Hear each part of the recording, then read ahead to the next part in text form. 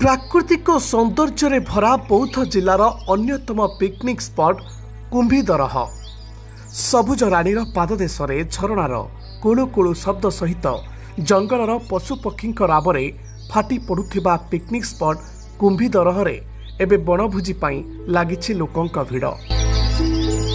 आउ थरे जी बनभोजी करने आसुछि कुंभीदरह को से प्राकृतिक सौंदर्य को मन भरी उपभोग करने सहित निज निज मोबाइल ले सेल्फी नहीं स्मृति करी रखिबा को टिकिए भी संकोच करबनी।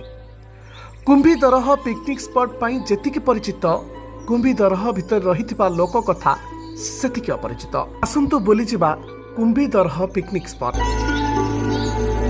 सबुज रानीर पाददेश वर्ष तमाम कुळु कुळु नाद करी बही जाउथुबा झरणार मादक भरा शब्द सहित जंगलर विभिन्न पशुपक्षी सुमधुर स्वरे चलचंचल बौद्ध जिला आरणीगढ़ पंचायत माधवपुर निकटरे थिबा पिकनिक स्पॉट कुंभीदरह प्राकृतिक सौंदर्य को निज भितरे साउंटी रखिथिबा एही रमणीय स्थानटी एबे पर्यटक तथा बनभोजी लगी उत्सुकता थिबा लोकंक पाई साजिछि आकर्षणर केन्द्रबिंदु।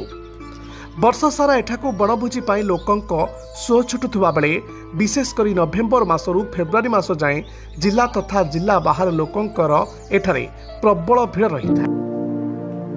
कुंभीदरह जदि भी सेतिकी बड़ जलप्रपात नुहे किंतु तार चारिपार्श्वरे चलंता प्रकृतिर निघंचन परिवेश पर्यटक मानक पाई साजुछि मुख्य आकर्षण।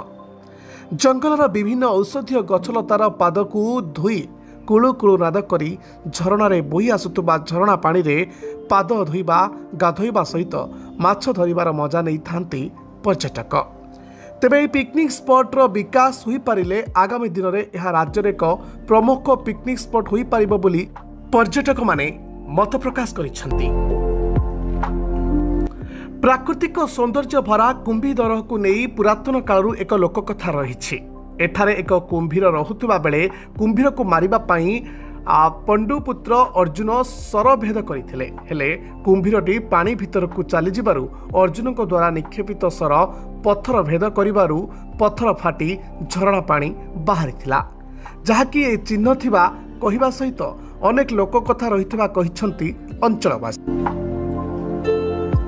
पिकनिक स्पॉट कुंभीदरहर गोटे पार्श्वरे फुलबाणी जिला को संजोग करुवा राजपथ रही बेले अन्य तीन पार्श्वरे भरपूर जंगल रही।